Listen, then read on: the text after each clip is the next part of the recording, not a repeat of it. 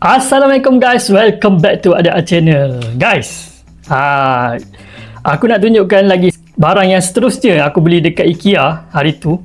So, barang ni barang untuk perempuan.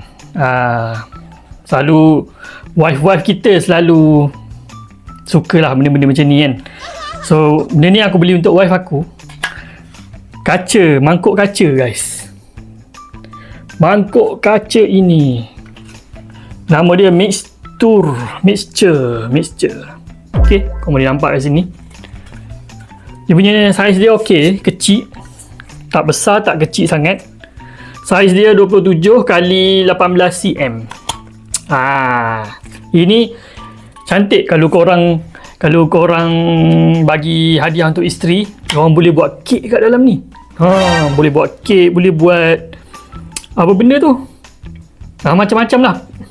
Macam-macam benda boleh buat dalam ni. Dan yang bestnya dia ni tahan ketuhar panas, microwave ke apa ke memang tahan. Yang ni aku tak buka lah, kita tengok je dia punya bentuk dia macam mana. Okey guys, ni bentuk dia.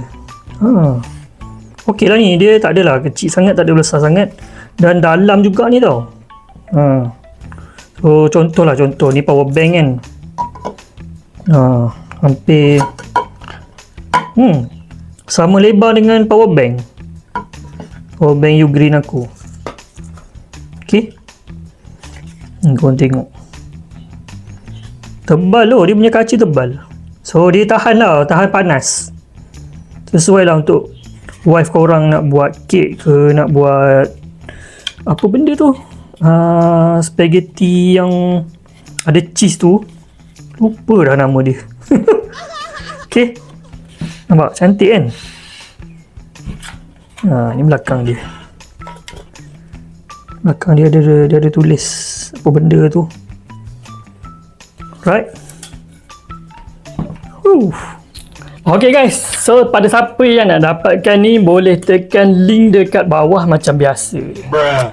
Maknanya cantik, hadiahkan untuk wife korang. Okay, mangkuk kaca untuk buat kek, mixture. Alright, kita jumpa lagi next video. Assalamualaikum, bye.